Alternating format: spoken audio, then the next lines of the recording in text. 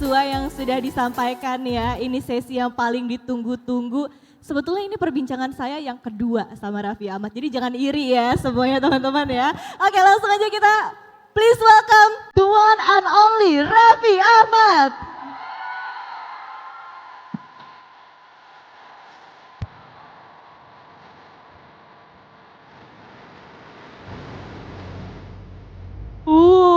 Lihat dong pada merekam semua, udah semangat banget.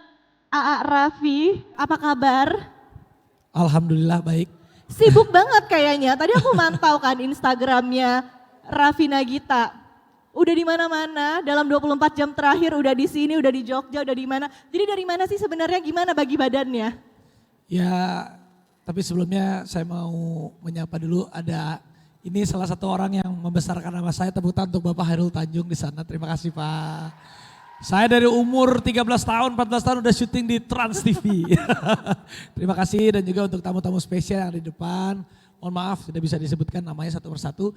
Dan tentunya juga untuk semua yang sudah datang ke sini. Terima kasih banyak, terima kasih banyak, terima kasih banyak. Yang pasti apa ya, kalau saya selalu bilang sama teman-teman, pastilah saya juga baca bukunya Pak Hairul Tanjung itu Anak Singkong. Saya juga, kalau saya bukan anak singkong lagi, mungkin saya dulu anak hilang kali. Ya tapi intinya, apapun itu orang itu harus mau capek.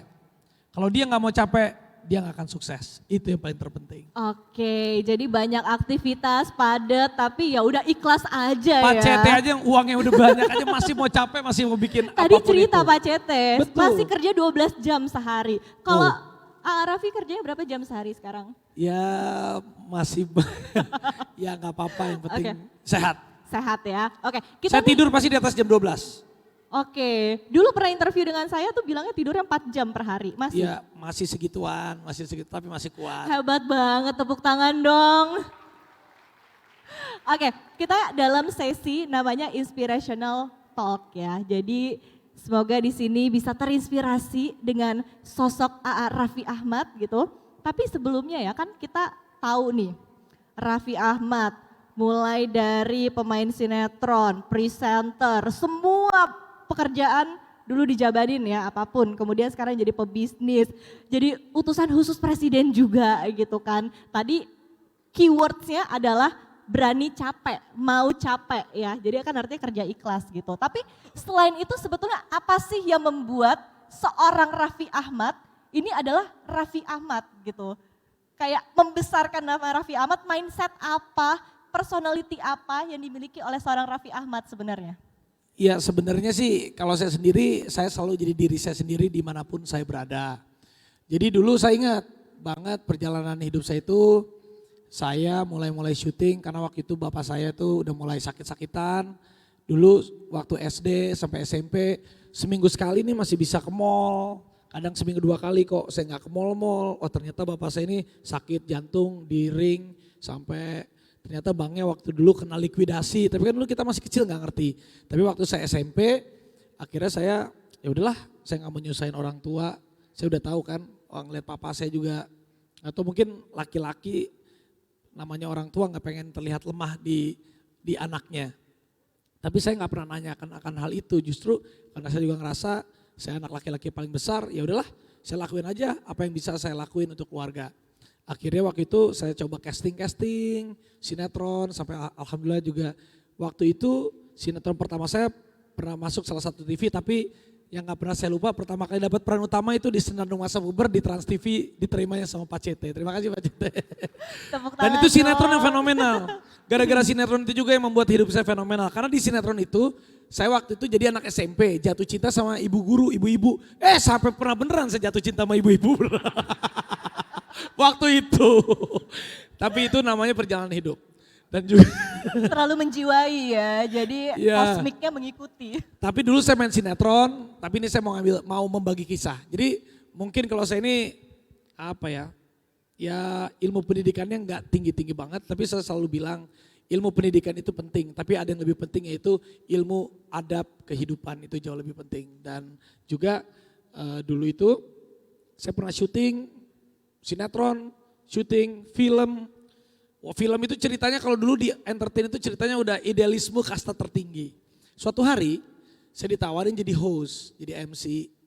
Terus ada yang ngomong gini, kamu ngapain jadi MC, jadi host? Kalau kamu jadi MC kita sambut Calontong, berarti artisnya Calontong dong. Berarti bintangnya Calontong. Kita panggil Raffi Ahmad, berarti bintang Raffi Ahmad. Berarti kamu bukan bintang. Saya ngomong gini, saya gak mau jadi bintang. Bintang itu terkadang kalau malam kadang ada, kadang enggak. Lagian bintang itu banyak bersaingnya, saya gak mau jadi bintang. Suatu hari saya mau jadi langit, nanti bintang-bintangnya saya tempel di langit saya. Wah, jadi itu yang membuat saya, udah saya kerjain apa aja ya saya kerjain. Kalau bisnis itu saya tahu sekelas Pak Cete pun kita lihat beribu-ribunya bisnisnya Pak Cete kan enggak seribu-seribunya berhasil. Ada yang gagal, itu biasa dalam bisnis, dalam kehidupan ada kalah, ada menang, ada berhasil, ada tidak. Tapi justru yang kadang ya kita yang terutama yang muda-muda ini apalagi zaman berkembangnya kan semakin maju, segala rupa semakin dimudahkan. Kadang karena saking semuanya itu terasa lebih mudah sekarang, ada adab yang kadang terlupakan. Silaturahmi by telepon itu memang bagus, tapi kan lebih baik kita ketemu, temuin orang tua kita, salam orang tua kita, cium tangan orang tua kita, basuh kaki orang tua kita. Itu adalah rezeki yang gak akan ternilai dan itu yang akan membawa kita selalu dijaga. Itu kadang juga penting. Keren banget. Tapi dulu aku tuh inget banget interview Arafi. Waktu itu kita janjiannya tim itu datangnya jam 2:30. Sebenarnya janjian jam 3. Iya. Tapi kita tim itu datangnya 2:30. Biasa set up alat dulu gitu-gitu. Arafi datangnya jam 3 kurang 15. Minta maaf telat. Padahal kita yang kecepetan. Hebat banget. Jadi emang apa ya? Ada dan waktu itu juga kalau nggak salah belum sempat makan siang ya. Jadi kayak pamit dulu ke belakang makan siang, sopan gitu, ramah. Terus kayak kelihatan tuh sebenarnya mukanya lagi capek hari itu. Tapi tetap kayak pengen selalu memberikan yang terbaik, servis yang terbaik gitu kan untuk orang-orang. Tapi emang selalu demikian ya Arafi. Artinya selalu pengen orang itu happy, selalu pengen orang itu senang dengan kehadiran Arafi gitu?